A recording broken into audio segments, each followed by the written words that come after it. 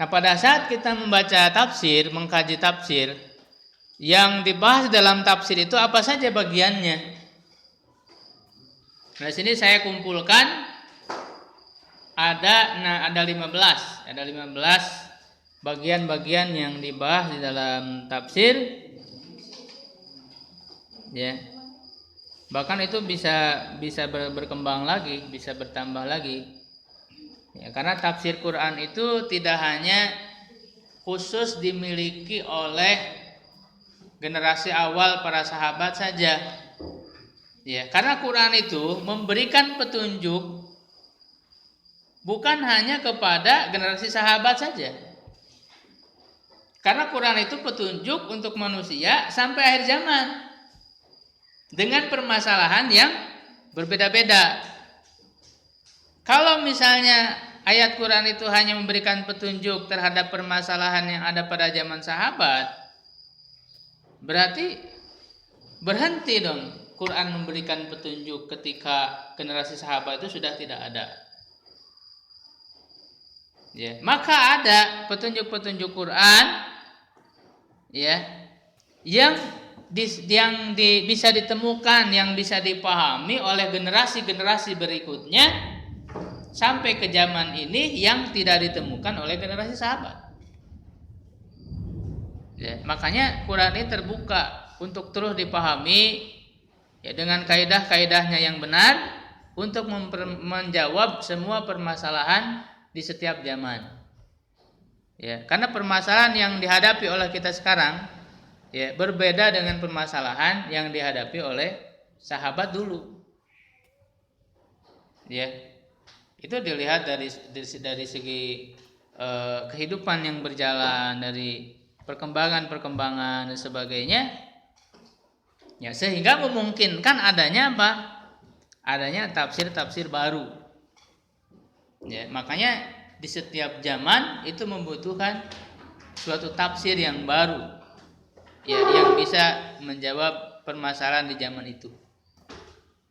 Ya, jadi sangat terbuka di setiap zaman. Zaman ini siapa mufasirnya? Zaman berikutnya siapa mufasirnya terus? Ya, akan ada terus pembaruan. Bukan membuat suatu yang baru. Tidak keluar karena Quran itu sangat-sangat banyak kandungan petunjuknya yang tidak akan habis disingkap oleh satu generasi. Enggak akan habis Quran itu. Ya, makanya dikatakan la tanqadi ajaibuhu kan sudah saya sampaikan. Tidak pernah habis keajaiban-keajaibannya. Bahwa la yakhluqu an kasratit tardid. Tidak pernah lecek ya itu. Tidak pernah apa istilahnya? Ya. Ya, tidak pernah kusut dengan banyaknya diulang-ulang. Misalnya antum dalam mentadabburi Quran ya, ketika membaca jangankan satu surah atau satu ayat misalnya, antum baca satu kali mendapatkan makna, mendapatkan petunjuk. Ketika antum ulang lagi akan mendapatkan makna yang baru. Ya, ulang lagi akan mendapatkan makna yang baru lagi. Terus begitu. Dia tidak pernah kering untuk memberikan petunjuk-petunjuk. Ya. Bahkan wala yashba'u minhul ulama.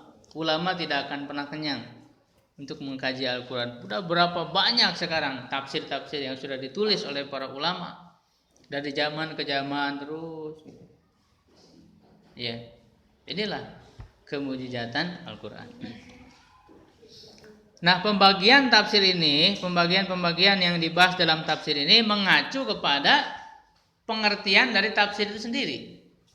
Masih ingat apa pengertian tafsir menurut bahasa apa tafsir itu? Tafsir al-idahu wa tabyinu. Idah menjelaskan wa tabyin. Ya. Memperjelas dan menjelaskan. Sama intinya itu, menjelaskan. Memberikan kejelasan. Wastilahan dan menurut istilah apa? Ilmun yurafu bihi fahmu kitabillahi al-munazzal ala nabihi Muhammadin sallallahu alaihi wasallam. Di Ulumul Quran ada ya. ilmu yang diketahui dengannya fahmu kitabillah, memahami kitab Allah, al-munazzal yang diturunkan ala nabihi, kepada nabinya Muhammad sallallahu alaihi wasallam.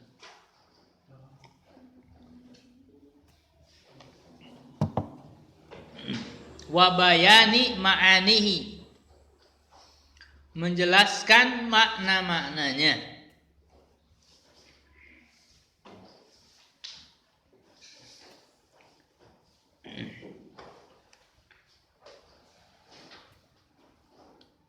Wastikhraji, dan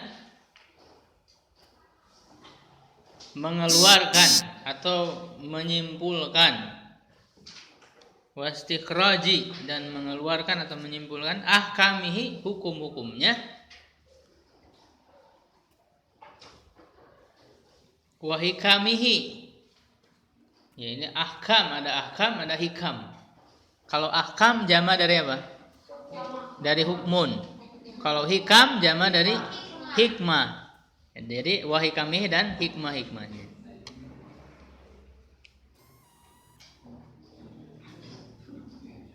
Ya, jadi definisi ini sudah lengkap. Jami'un mani, ya, jami' mani'un, ini syarat dari definisi itu jami'un mani'un. Ya, atau yattaridu yan'akisu, ya, sebagaimana kita bahas dalam ilmu mantik. Ya, sudah bisa mencakup keseluruhan dari mana tafsir itu. Yang pertama, intinya tafsir itu adalah menjelaskan atau ilmu yang diketahui dengannya apa? Memahami kitab Allah. Intinya untuk memahami Quran. Kita memahami Quran intinya. Ya, kemudian menjelaskan maknanya. Dijelaskan semua maknanya, dari mulai makna makna perkatanya dijelaskan, lalu kalimat, bahkan perkata itu ditinjau dari berbagai ilmu, dari i'rabnya, dari balaghahnya, ya, dari berbagai ilmu dijelaskan bayani ma'anihi, ya, bahkan bukan hanya perkata tapi inti dari maksud dari keseluruhannya apa, gitu ya. Nah, kemudian mengeluarkan hukum-hukum yang terdapat di dalam ayat-ayat tersebut, ya, baik itu berkenaan dengan hukum-hukum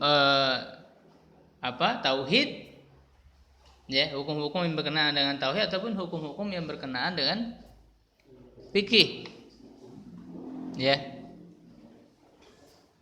gitu. Karena ada hukum akal nanti itu, hukum akal. Kalau hukum akal itu ada berapa? Kalau hukum fikih kan ada berapa?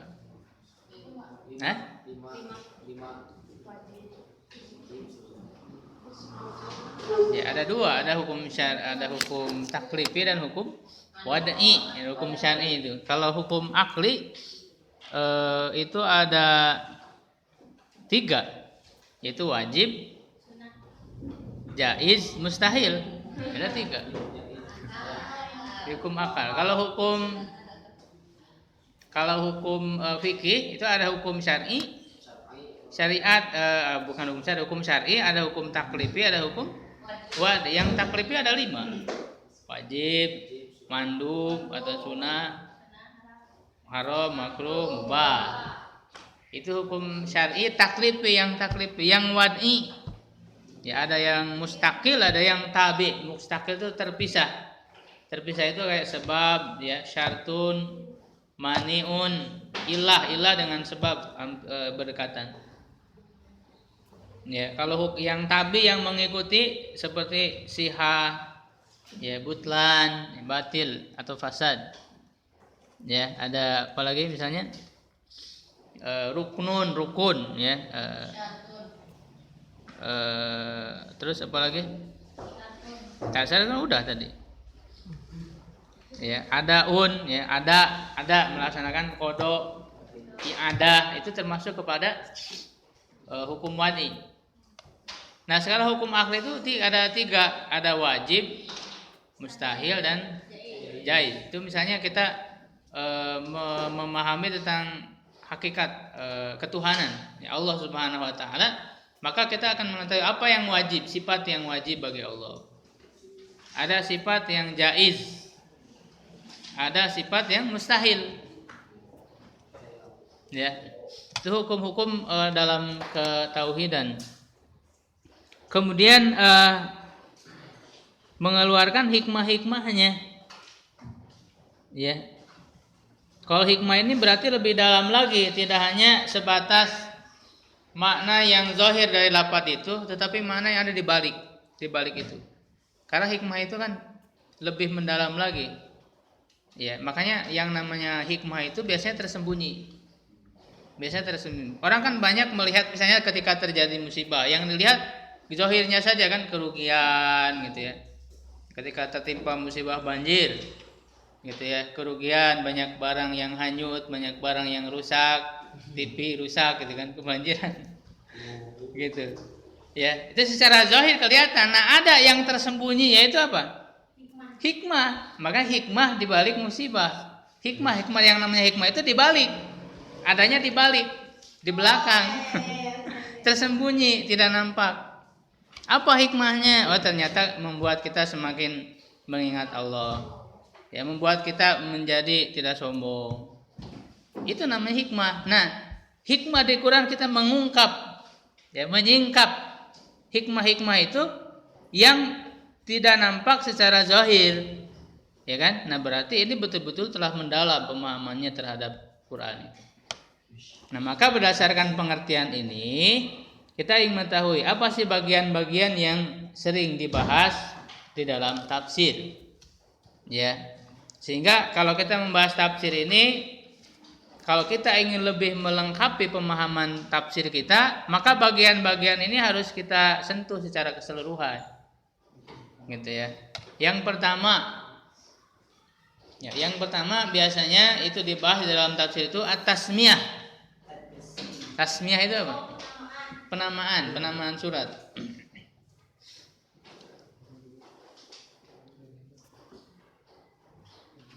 Kenapa penamaan surat begitu penting dibahas dalam tafsir?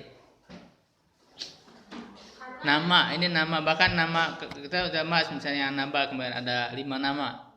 Ya.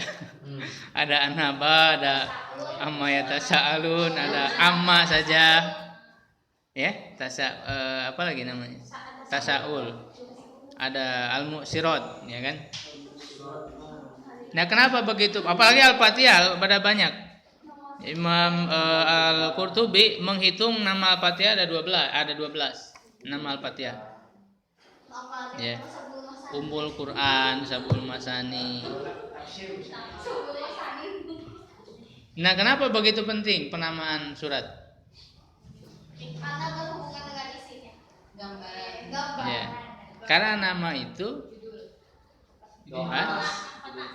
menggambarkan ya, isi dari surat tersebut. Ya, menggambarkan isi dari surat tersebut dan menggambarkan keistimewaan dari surat itu.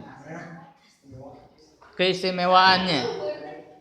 Ya, kenapa Al-Fatihah disebut pembukaan? Karena dia sebagai pembuka, sebagai muqaddimah, pendahuluan. Nah, biasanya muqaddimah itu menggambarkan keseluruhan Quran.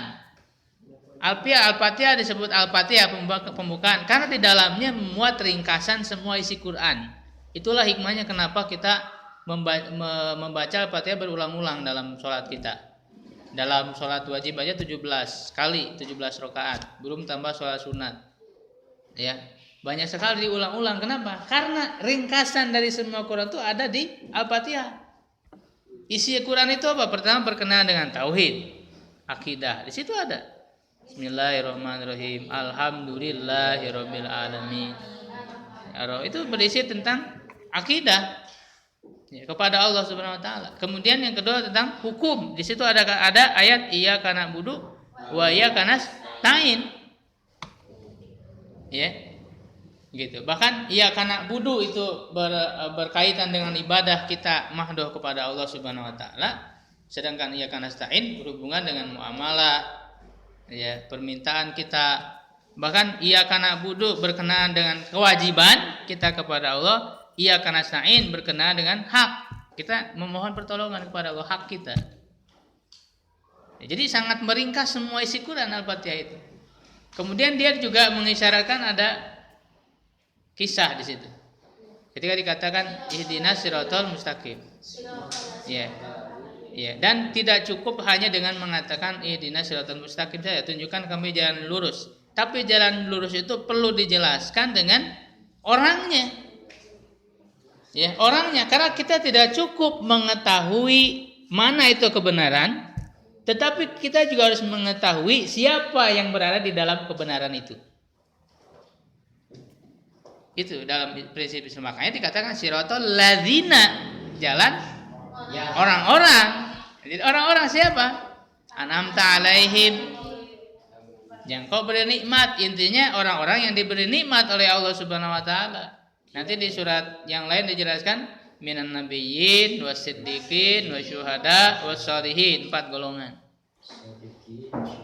Ya, lalu tidak hanya cukup dijelaskan orang-orang yang berada di jalan itu, tapi juga orang-orang yang keluar dari jalan itu, yang berada di jalur itu, yaitu ghairil maghdubi alaihim walad dhalin. Itu mencakup semua dan terbagi kepada 2, maghdub yang dimurkai dan yang tersesat. Ya, ini dijelaskan kalau yang maghdub itu dia tahu ilmunya tapi tidak mengamalkan. Kalau yang dhalin itu yang dia banyak beramal, dia ingin beramal tapi tidak tahu ilmunya. Makanya Rasul ketika menafsirkannya langsung memberikan contoh, maghdub alaihim itu Yahud, al-Yahud, dan dhalin itu Nasoro. Orang Yahudi itu tahu terhadap kebenaran yang terdapat di dalam kitab suci mereka. Bahkan mereka ya'rifunahu kama ya'rifuna abna'ahum. Mereka mengetahui, mengenal Rasul sallallahu alaihi wasallam seperti mengenal anak mereka sendiri. Ya, artinya tahu betul, dia tahu ilmunya tapi tidak mengamalkan. Sebaliknya orang-orang Nasrani, mereka rajin beribadah di gereja. Ya, tapi dhalin, tidak tahu ilmunya. Nah, ini kan menggambarkan semua. Ya, itu dari penamaan Al-Fatihah. Belum nanti penamaan Al-Asas. Fatihah dinamakan dengan Al-Asas karena dia sebagai asas, sebagai pokok dari dasar.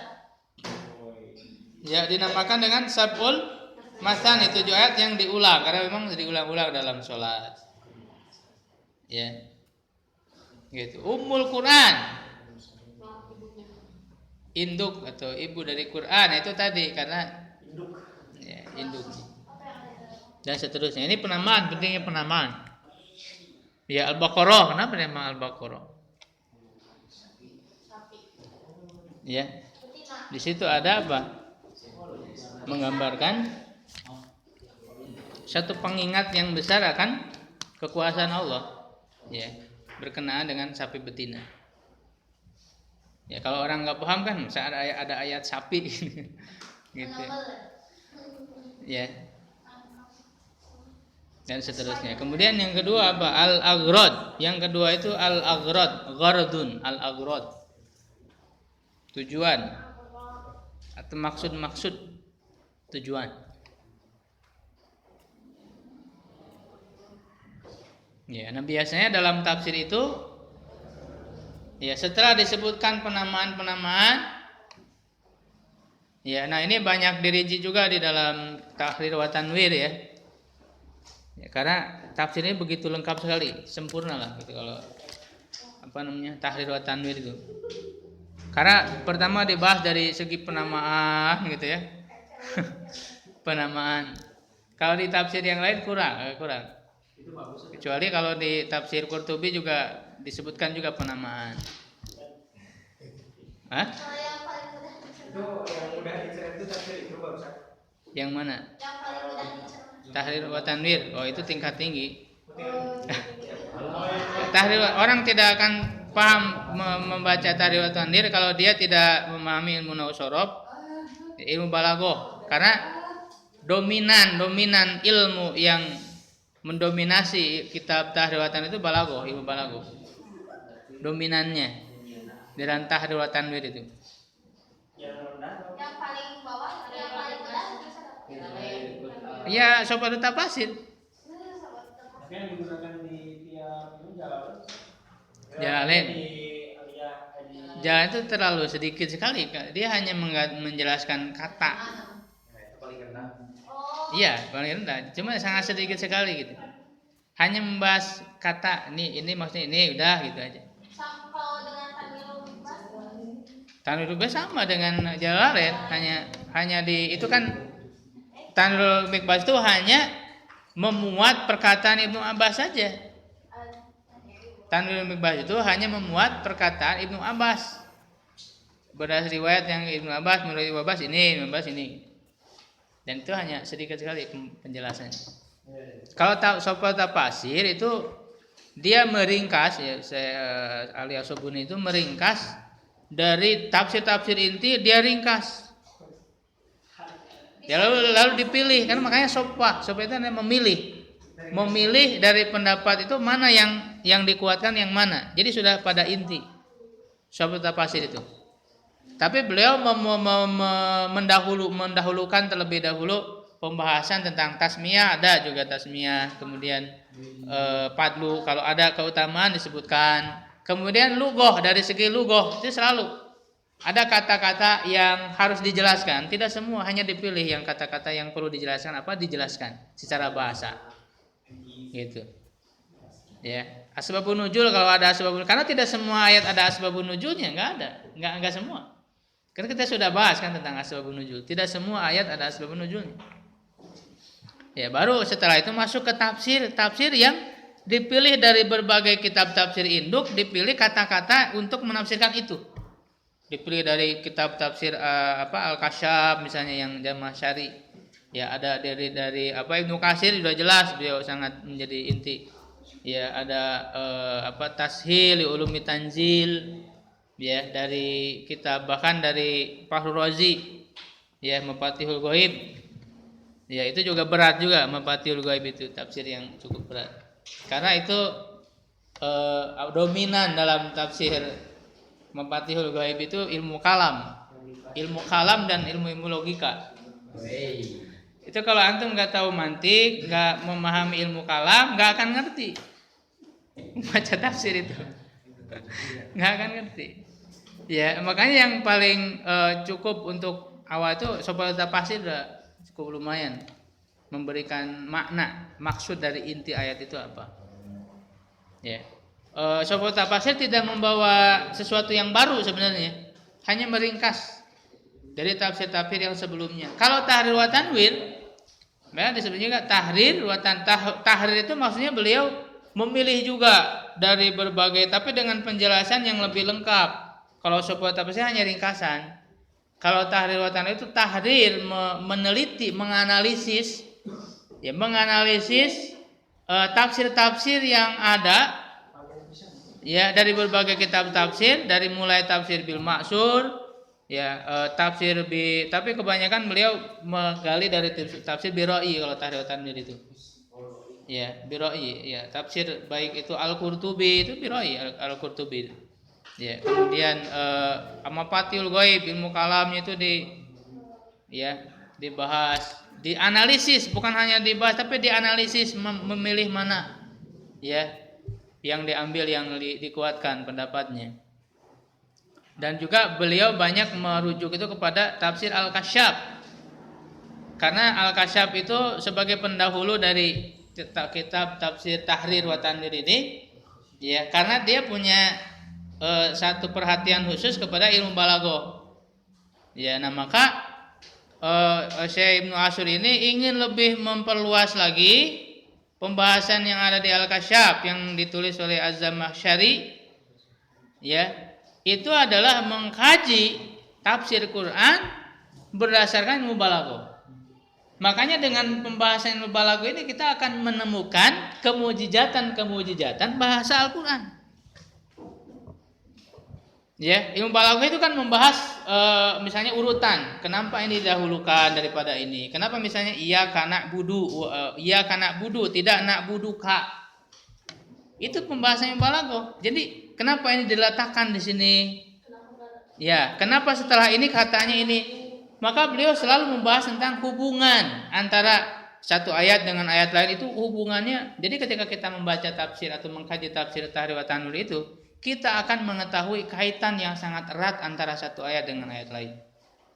Makanya munasabah bainal ayat. Ya. Itu kalau Tahrir wa Tanwir itu. Tapi hampir semua sisi atau semua bagian yang saya sampaikan ini dibahas oleh Tahrir wa Tanwir. Makanya juga saya banyak mengkaji kepada Tahrir wa Tanwir karena tafsir-tafsir yang lain sudah terwakili. Ya, sudah terwakili. Ya, kalau kita misalnya baca Mafatihul Ghaib yang pendalaman ilmu kalam dan akal, itu juga sudah dipermudah oleh Tahrir wa Tanwir. Ya, ketika kita ingin membahas mengetahui tentang hukum dari segi hukum-hukumnya, fikihnya, masail-masail yang terdapat dalam itu yang banyak dibahas oleh Al-Qurtubi, itu sudah dibahaskan oleh Tahrir wa Tanwir di situ ada. Iya, karena Ibnu Asyur ini walaupun dia ulama zaman belakangan, ya Muhammad Thahir Ibnu Asyur. Beliau itu adalah ahli di berbagai bidang ilmu. Beliau ahli di dalam tafsir. Sudah jelas kitab Tahrir wa Tanwir ini. Beliau menyusunnya selama 39 tahun. Lebih 6 bulan. Itu penyusunan kitab Tahrir wa Tanwir itu. 39 tahun 6 bulan. Waktu membuat Ya dari masih muda mungkin beliau. dari sekarang Dari dulu Ya. Gitu ini penyusunannya itu. Jadi beliau ahli dalam ilmu tafsir, ahli dalam ilmu fikih. Ahli dalam ilmu fikih, beliau seorang mufti, seorang qadhi bahkan. Jadi dulu di Tunisia itu. Ya, kemudian beliau juga ahli dalam ilmu usul juga, usul fikih. Beliau punya kitab yang dijadikan rujukan dalam kaidah fikih Al-Maqasid Syar'iyyah. Ya, beliau juga punya buku Al-Maqasid Syar'iyyah. Ya, dari segi sastra beliau punya kitab sastranya. Dari segi ilmu pendidikan beliau punya kitab namanya Alaisa Subhu Biqarib, itu membahas tentang pendidikan Islam. Itu mengambil dari ayat. Dari ilmu hadis dia ahli juga, dia membahas yang belum dibahas. Beliau itu membahas sesuatu yang belum dibahas dari Sahih Bukhari. Ya, kan sudah ada misalnya pembahasan dari Fathul Bari, dari syarah-syarah yang lain. Nah, beliau membahas yang belum dibahas. Dari Sahih Bukhari ada itunya. Jadi beliau ahli di berbagai bidang ilmu, sehingga tafsiran Quran itu sangat luas. Bahkan beliau juga mempelajari wawasan dari umat lain. Beliau tahu menjelaskan dari menurut orang Nasrani, dalam Nasrani begini, ya menurut orang Yahudi, umat-umat lain begini ada. Jadi sangat luas sekali wawasan. Ya. Kemudian yang ketiga, asbabun nuzul. Sebab-sebab turunnya ayat. Ini yang dibahas dalam tafsir. Ya, nah bagian-bagian ini ada yang tafsir yang memang mencakup seluruhnya, ada yang tidak, bahkan ada yang fokus ke salah satunya. Ya, fokus ke salah satunya. Misalnya dalam asbabun nuzul. Tadi yang agrod dulu belum saya ini. Agrod itu kan tujuan, artinya sebelum masuk kepada rincian perkata di dalam ayat itu, jadi jelaskan maksud secara umum dulu. Maksud secara umum. Ya. Nah, ini yang sedikit dibahas oleh tafsir-tafsir klasik atau tafsir-tafsir salaf. Sedikit pembahasan dari maksud umum ini. Ya. Nah, justru ini banyak dibahas oleh para ahli mufasir kontemporer, ya, mufasir yang belakangan, mutaakhirin. Ya, mutaakhirin. Itu banyak dikaji oleh Said Qutb misalnya fi Jidalil Quran. Itu membahas tentang agrod, maksud secara umum dari ayat itu. Makanya beliau setiap ayat, akan membahas suatu surat, beliau ada muqaddimah dulu. Muqaddimah dari surat ini bagaimana kondisinya seperti apa. Ayat ini memberikan petunjuk yang bagaimana pentarbiyahan, bagaimana lalu pelaksanaan, contoh-contoh dari Rasulullah, dari para sahabatnya bagaimana, itu dijelaskan. Ya, agrod ini. Nah, dalam tahrir wa tanwir bahkan namanya dengan agrod, tujuan dulu. Jadi setelah tasmiyah nanti ada agrod, tujuan. Makanya dibahas secara umum dulu isi dari surat tersebut. Setelah ini membahas ini, setelah ini membahas ini gitu, secara umum. Itu namanya agrod. Nah, dalam suatu tafsir juga menggunakan istilah baina yadai surah. Itu agrod, intinya agrod, tujuan dari ayat itu secara umum. Ya. Kemudian asbabun nuzul. Nah, asbabun nuzul itu ada yang khusus membahas asbabun nuzulnya saja. Misalnya As-Suyuti punya kitab asbabun nuzul ya. Ada Al-Wahidi ya, asbabun nuzul. Ini membahas secara khusus hanya asbabun nuzulnya saja. Sebab turunnya ayat, dan tidak semua surah ada asbabun nuzulnya. Hanya sebagian saja. Berdasarkan riwayat. Ya, berdasarkan riwayat. Tapi riwayatnya juga ada yang sahih, ada yang dhaif. Ya. Kemudian yang keempat tadi al-munasabah baina suwar wal ayat. Ya, kaitan atau hubungan antara surat-surat dan antara ayat-ayat. Nah, ini yang banyak dibahas oleh Ibnu Asyur tadi di dalam At-Tahrir wa Tanwir. Hanya saja Ibnu Asyur itu hanya membahas munasabahnya antara ayat saja, tidak antara surat. Kenapa? Karena kata beliau, menurut beliau surah antara surat dengan surat yang lain susunannya itu bukan tauqifi tetapi ijtihadi. Apa itu tauqifi? Sudah kita bahas kan? Tauqifi mah sudah ditetapkan oleh Rasul. Kalau ijtihadi berdasarkan ijtihad para sahabat. Nah, itu Utsman dalam ketika menyusun mushaf Al-Quran kan di zaman Utsman itu susunan suratnya begitu. Nah, apakah itu ijtihad dari para sahabat yang dipimpin oleh Utsman, ataukah memang sudah tauqifi yang sudah ditentukan oleh Rasulullah SAW susunan surat? Ya, nah untuk surat ini Ibnu Asyur berpendapat bahwa itu bukan tauqifi ijtihadi kalau susunan surat. Kalau susunan ayat baru itu kalau tauqifi. Makanya ketika ayat Quran itu sudah ditentukan dari sananya oleh Rasulullah SAW berdasarkan wahyu, berarti di situ mengandung kemujizatan, maka dibahas kaitannya. Setelah ayat ini dibahas ini apa kaitannya, itu dirinci pembahasannya itu. Sedangkan kalau antara surat itu tidak beliau bahas karena tadi. Nah, tetapi kalau di suatu tafsir itu dibahas antara surat. Nah, jadi ada munasabah antara surat juga dibahas. Nah, itu di suatu tafsir dibahas. Misalnya, kenapa setelah surat Naba ada Naziat, apa kaitannya, itu dibahas munasabah. Ada munasabahnya. Ya. Kemudian yang kelima al-mufradat. Mufradat. Jadi membahas mufradat, kosakata.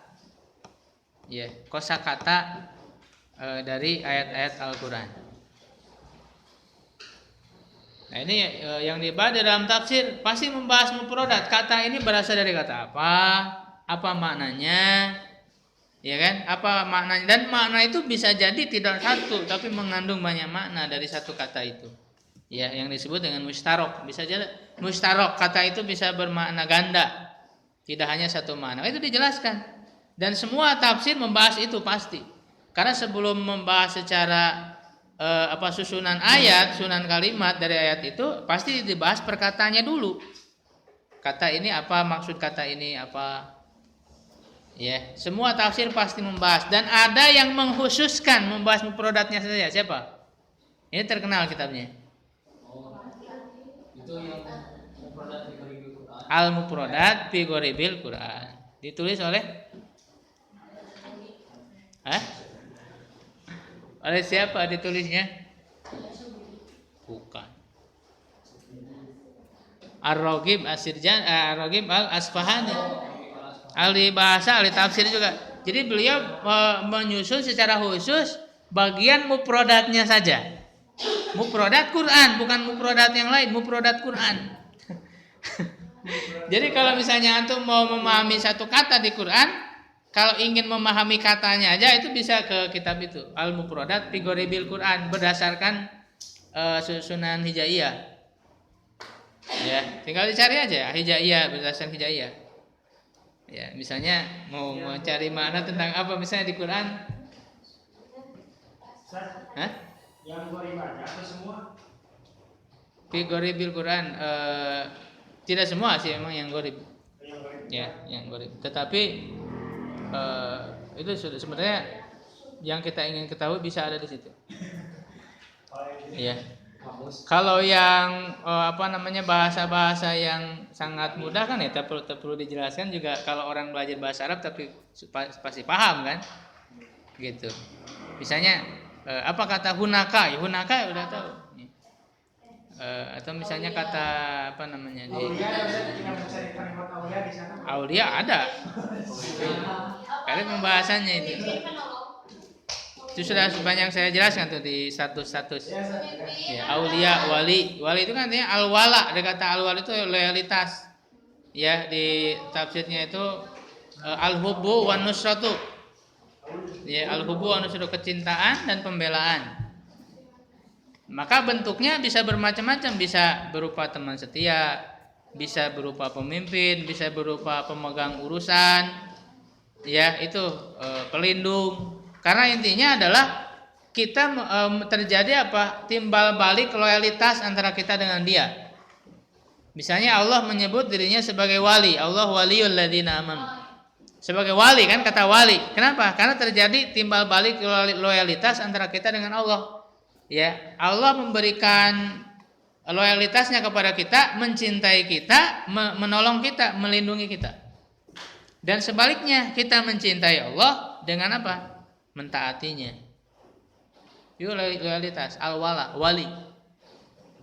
Kenapa kita apakah pemimpin termasuk bagian dari wali? Tentu. Bahkan di Quran ada jelas yang ditunjukkan maknanya secara tegas sebagai pemimpin, itu waliul amri, ulil amri, wali. Iya. Waliul amri. Ya, pemimpin.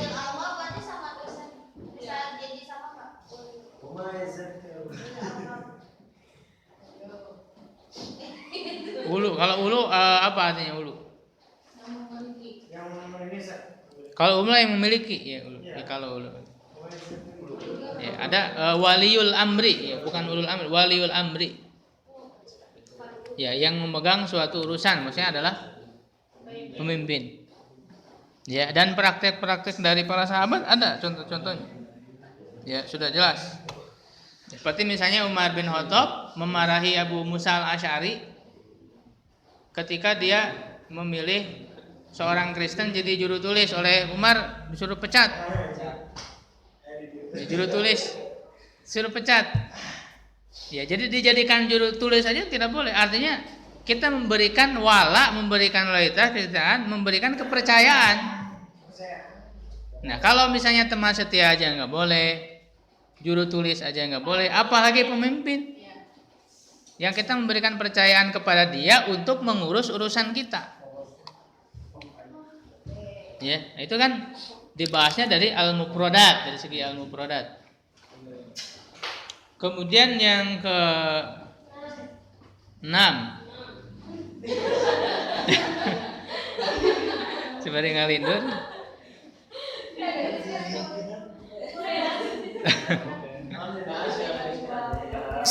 Baru jam 9 ya.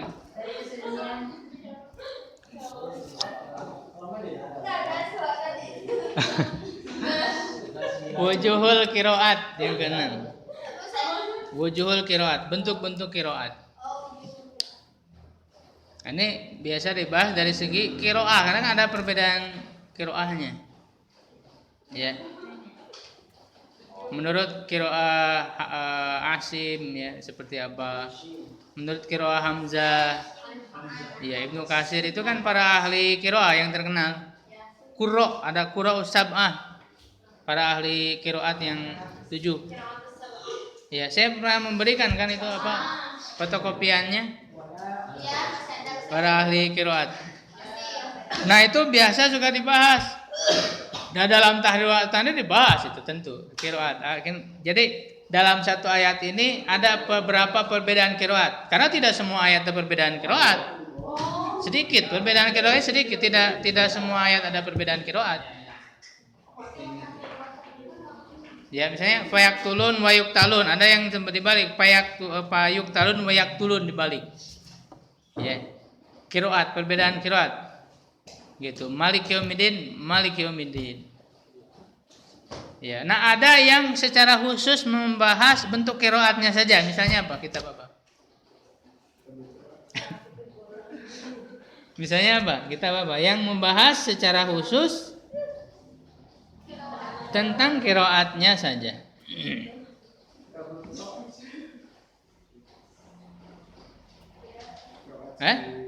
Itu misalnya Ibnu Jazari. Dalam kitab Ibnu Jazari yang membahas qiraat, kitabnya namanya apa? Ibnu Jazari. Kalau matan mah itu ilmu tajwid. Kalau ini ilmu qiraatnya, beliau punya kitab namanya Tahbirut Taisir. Ya, Tahbirut Taisir. Ini dibahas berurutan dari Al-Fatihah sampai Anas. Jadi dibahas dari segi qiraatnya saja, perbedaan qiraat. Dari Al-Fatihah sampai Anas, tapi tidak semua surat ada yang tidak ada. Dia hanya berbeda saja, yang berbeda saja qiraatnya dibahas menurut qiraat ini bagaimana, menurut qiraat. Kalau yang tidak dibahas berarti semuanya sama. Kalau yang tidak dibahas itu. Ya, nah ini biasanya di tafsir, tapi tidak semua tafsir membahas qiraat. Misalnya di Ibnu Katsir nggak ada ya, ada pembahasannya. Ya, kalau misalnya Sobat Tafsir karena dia ringkasan hampir tidak ada pembahasan qiraatnya. Ya, gitu. Nah, kalau di Tahrir wa Tanwir dibahas, bahkan cukup rinci pembahasannya dari segi qiraat. Ya, kemudian dari segi yang ke-7 Dina, wujuhul i'rab ya. Bentuk-bentuk i'rabnya. Ya, ada yang secara khusus membahas i'rabnya saja, i'rabnya Quran. Nah, itu bisa terjadi perbedaan tadi mengikuti perbedaan qiraat juga, karena perbedaan qiraat juga salah satunya disebabkan perbedaan i'rab. Ya, kenapa? Apakah dibaca mansub, dibaca marfu, itu bisa terjadi perbedaan. I'rab itu kan ilmu nahwu, lebih dominan ilmu nahwu i'rab itu. Kaidahnya namanya ilmu nahwu, prakteknya namanya i'rab. Jadi i'rab itu sebenarnya adalah praktek dari ilmu nahwu. Ya, i'rab itu mah bentuk-bentuk i'rabnya dibahas. Ya. Kemudian yang ke-8 wujuhul balaghah. Bentuk-bentuk balaghah. Nah, kalau balaghah ini lebih mendalam lagi, lebih jauh lagi dari sebatas mengetahui i'rab. Dengan kita mengetahui i'rab, kita akan tahu maknanya jelas. Ya, misalnya mana fa'il, misalnya dengan Allah mengatakan innama yakhsyallaha min ibadihil ulama. Mana fa'il dari yakhsya? Allah atau ulama? Itu bisa diketahui dari apa? Dari i'rabnya innama yakhsyallaha huhi bacanya. Yakhsyallahu yakhsyallaha. Min ibadihil ulama'u min ibadil ulama'a.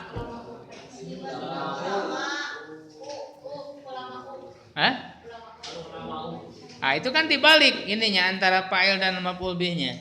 Innama yakhsyallaha. Yakhsya kan fi'il. Tapi Allah maf'ul bihnya, fa'ilnya di mana? Diakhirkan al ulama'u. Sesungguhnya jadi innama. Nah, innama fungsinya apa? Dari sampai fungsi kepada fungsi huruf segala macam itu dibahas. Innama itu kan fungsinya lil hasr, untuk atau qasr. Itu dalam pembahasan balaghah ada di ilmu ma'ani. Qasr itu apa sih? Takhsisu amrin Hah? Di akhir di turukil qasrin. Ya, artinya penghususan. Qasr itu penghusus jadi innama, makanya artinya hanyalah, hanya dikhususkan. Hanyalah yang takut. Siapa yang takut? Nanti yang takutnya fa'ilnya diakhirkan ulama'u. Takut kepada siapa? Allah, kepada Allah. Allah maf'ul bih. Siapa? Al ulama'u, itu fa'il. Jadi dengan mengetahui mana fa'il, mana maf'ul bih, ya itu kan bentuk i'rab. Nah, kita akan bisa memahami. Kalau salah memahami i'rabnya, salah memahami Quran. Misalnya yang fa'il disebut maf'ul bih, yang maf'ul bih disebut fa'il, itu salah bahkan memahaminya.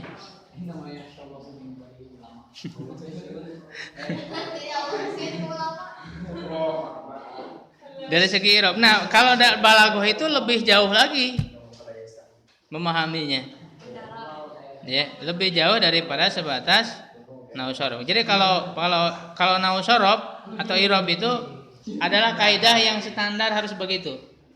Ya, karena orang akan salah berbahasa kalau tidak sesuai dengan ilmu nahwu syarab.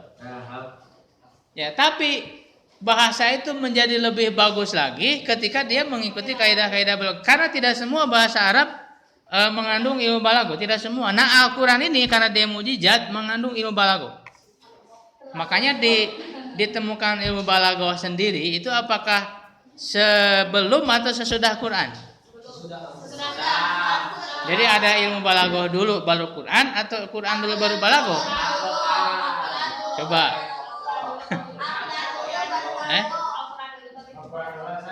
Apa buktinya? Iya, apa buktinya? Buktinya banyak dari ilmu balaghah yang disesuaikan dengan Al-Quran, yang disesuaikan dengan Al-Quran. Hah? Apa aja?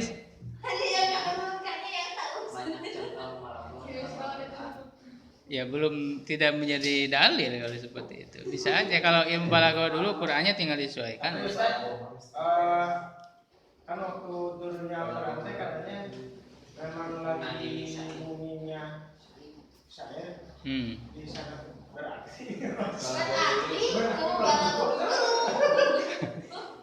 Apakah ada syair sudah menunjukkan ada ilmu balaghah? Berarti tidak jadikan dalil. Ya kan? Nah, makanya tahu sejarah. Kita kan kadang belajar ilmu tapi tidak tahu sejarah. Harus tahu sejarahnya. Ya, jadi munculnya ilmu nahwu, syarab, balaghah itu setelah Quran. Sebelum Quran itu enggak ada. Bisa enggak mengetahui. Ya, bahkan yang pertama kali menyuruh untuk dibuat ilmu nahwu itu siapa? Pertama kali siapa? Sibawai belakangan.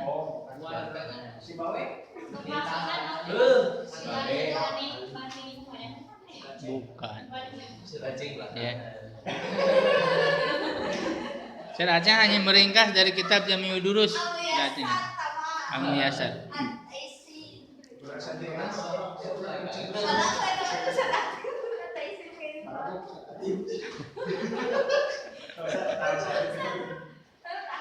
Ya, itu kan Ali bin Abi Thalib. Ya, perintah bukan pertama maksudnya dia yang memerintahkan. Ali bin Abi Thalib memerintahkan kepada Abul Aswad Ad-Du'ali. Kata Abu Thalib, sekarang sudah banyak bercampur antara orang-orang Arab dengan orang-orang non-Arab. Dikhawatirkan bahasa Arab itu terjadi banyak kesalahan. Ya, maka perlu dibuat kaidah-kaidah untuk, kan tujuan dari ilmu nahwu itu dibuat kaidah-kaidah agar orang tidak salah dalam berbahasa Arab. Maka menyuruh kepada Abu Aswad Ad-Du'ali menyusun kaidah-kaidah itu walaupun tidak secara lengkap. Abu Aswad Ad-Du'ali mengatakan kalimat itu terbagi 3. 1 ismun, fi'lun, harfun. Itu kan Abu Aswad Ad-Du'ali pertama kali yang disuruh oleh Khalifah Ali bin Abi Thalib. Ya, baru nanti muncul berikutnya disempurnakan lagi oleh Khalil bin Ahmad. Nah, baru setelah Khalil bin Ahmad muncullah Sibawai. Nah, Sibawai ini adalah orang yang menyusun secara lengkap ilmu nahwu. Sehingga dikatakan orang yang pertama kali atau ulama yang pertama kali menyusun secara secara lengkap, secara sistematis siapa? Sibawayh. Nama kitabnya apa Sibawayh? Alkitab. Jadi nama kitabnya kitab Sibawayh. Saya ada di kitab Sibawayh. Sama seperti kalau dalam ilmu nahwu itu Sibawayh, kalau dalam ilmu ushul fikih itu siapa? Imam Syafi'i. Tapi bukan berarti sebelumnya tidak ada ilmu ushul fikih, sebenarnya ada. Karena para ulama itu kan mempraktekkan itu, prakteknya sudah ada, tapi belum dibukukan secara sistematis, secara ilmiah, secara disiplin ilmu. Nah, ilmu balaghah itu di abad ke-6 kalau tidak salah. 6 Hijriah. Itu yang pertama kali itu kalau tidak salah Asyikaki ya. Namanya itu Asyikaki ya. Asyikaki. Ya, baru nanti muncullah Asyikaki itu kitabnya Miftahul Ulum. Miftahul Ulum namanya. Nanti ditalkhis lagi oleh Al-Quzwaini namanya Talkhisul Miftah. Namanya itu Talkhisul Miftah, kemudian dinazomkan oleh Imam Asyuyuti, nama kitabnya Uqudul Juman. Itu ilmu balaghah, Uqudul Juman. Ya, nah, sebelum pembahasan balaghah ini adalah dari membahas kemujizatan dari Quran, kemujizatan bahasa dari Quran. Awalnya itu begitu. Awal mula muncul balaghah itu jadi dari Quran dulu. Dari kemujizatan Quran dibahas, muncullah kaidah-kaidahnya ilmu balaghah. Makanya di antara ahli dalam ilmu balaghah itu siapa? Al-Jurjani yang menulis kitab apa? Al-Jurjani. Jurjani yang menulis kitab apa? Ta'rifat itu Al-Jurjani. Ta'rifat ada kan bukunya? Ada. Nah, itu definisi secara umum bukan hanya dari Quran. Jurjani ahli bahasa, ahli balaghah. Nah, beliau juga punya kitab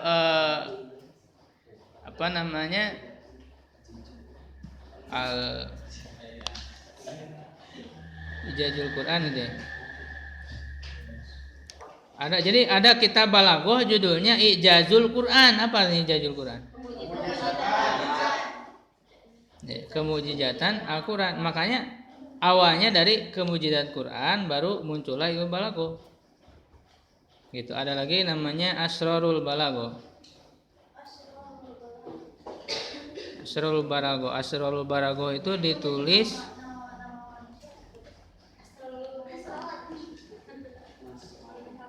oleh Al-Jurjani ya. Al-Jurjani nama kitabnya Asrarul Balaghah. Al-Jurjani.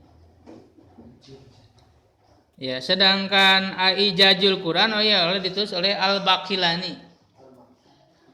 Abu Bakar Muhammad Ibnu Thayyib Al-Baqillani. Al-Baqillani ini juga ahli apa juga dia?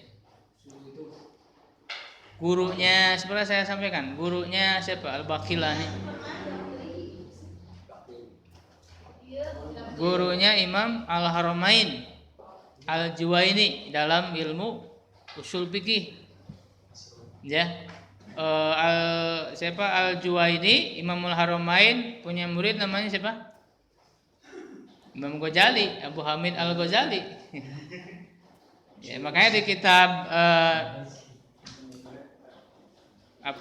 kitab Al-Mustasfa Imam Al-Ghazali itu selalu mengutip Al-Qadi. Kalau Qadi di situ maksudnya adalah Baqillani.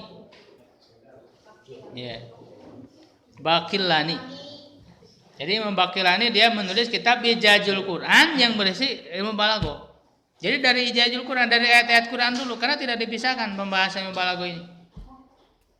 Ya, jadi dengan adanya Islam sebenarnya berkembanglah ilmu-ilmu, bahkan bahasa Arab itu menjadi berkembang dengan adanya Quran. Kalau sebelum Quran, bahasa Arab itu hanya pada syair-syair tadi. Pada syair-syair mereka membuat syair tapi belum tahu kaidah-kaidahnya. Mereka sudah praktekkan tapi tidak tahu kaidahnya. Nah, kaidahnya itu ada dalam balaghah. Ya, lalu muncul ilmu adab dan sebagainya. Ya.